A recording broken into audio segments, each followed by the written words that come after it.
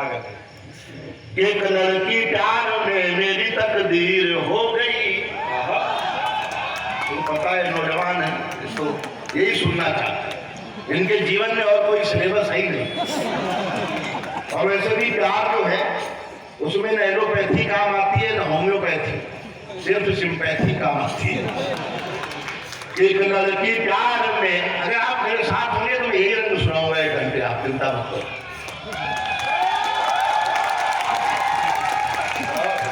एक लड़की प्यार में मेरी तकदीर हो गई, मैं राजा बना वो हमारी हीर हो गई, वो राजा बना वो हमारी हीर हो गई। कभी इतने मैंने प्यार के इजहार में लिखे, वो रद्दी बेच बेच के अमीर हो गई, वो रद्दी बेच बेच। अब ये प्रेम अलग अलग आदमी को होता है तो उसकी भाषा बदलती है। सारा खेल भाषा का है। राहुल गांधी गए, किसानों से मिलने गए अभी किसान आंदोलन के दौरान। बोले राहुल जी मेरी फसल खराब हो गई, ओले पड़ गए, बारिश हो गई, बर्बाद हो गए। राहुल जी भोले आदमी, बोले तुम लोग खुले में फसल बोते ही क्यों?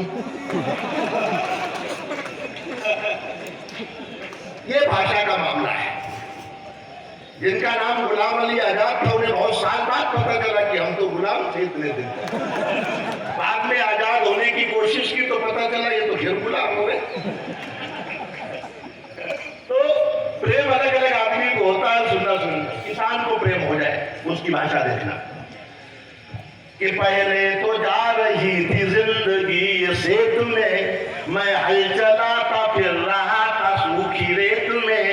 जब से मिली हो तुम तो लग रहा है इस तरह, तुम बन के भैंस घुस गई हो दिल के खेत में। अब ये प्रेम किसी सब्जी बेचने वाले को हो जाए और उसकी भाषा देखना कि चाहत का तेरी मैं सदा अंदाजा रखूंगा। डाल भी दे सकते कि चाहत का तेरी मैं सदा अंदाजा रखूंगा, इस दिल का खुला हर घड़ी दरवाजा रखूंगा। ये बात कही प्रेमिका से सब्जी वाले ने, पानी छिड़क छिड़क के तुझे ताजा रखूंगा।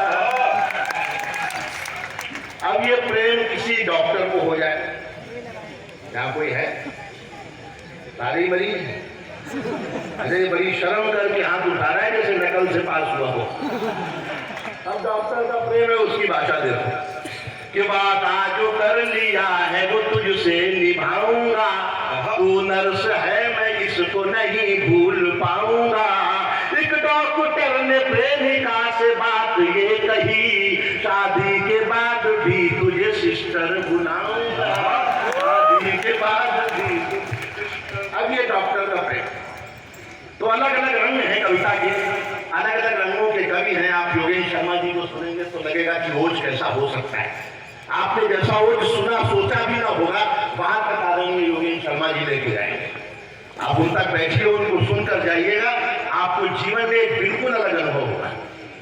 कविता बड़ी चीज है। लोग मुझसे कहते हैं कि व्हाट्सएप आ गया, ट्विटर आ गया, इंस्टाग्राम आ गया, कविता हमें क्या देती है, कविता से क्या मिलता है। मैं 10 पंक्तियों में कविता की परिभाषा बताता हूँ। लखीमपुर के लोगों, कोई ये कहे कि कविता ने हमें क्या दिया तो ये 10 पंक्तियां सुनना।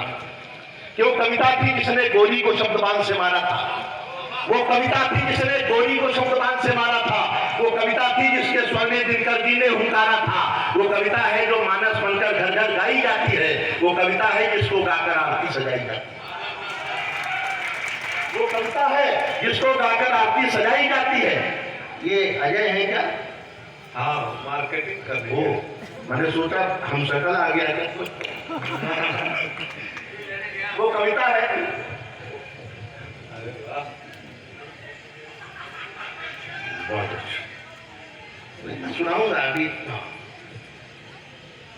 वो कविता थी जिसने गोली को शब्दबान से मारा था, वो कविता थी जिसके स्वर में दिनकर जी ने हुंकारा था, वो कविता है जो मानस बनकर घर घर गाई जाती है, वो कविता है जिसको गाकर आरती सजाई जाती है, वो वंदे मातरम कविता थी, सब भोले याद तो भूले थे, वो कविता थी जिसको गाकर सेनानी फांसी झूले।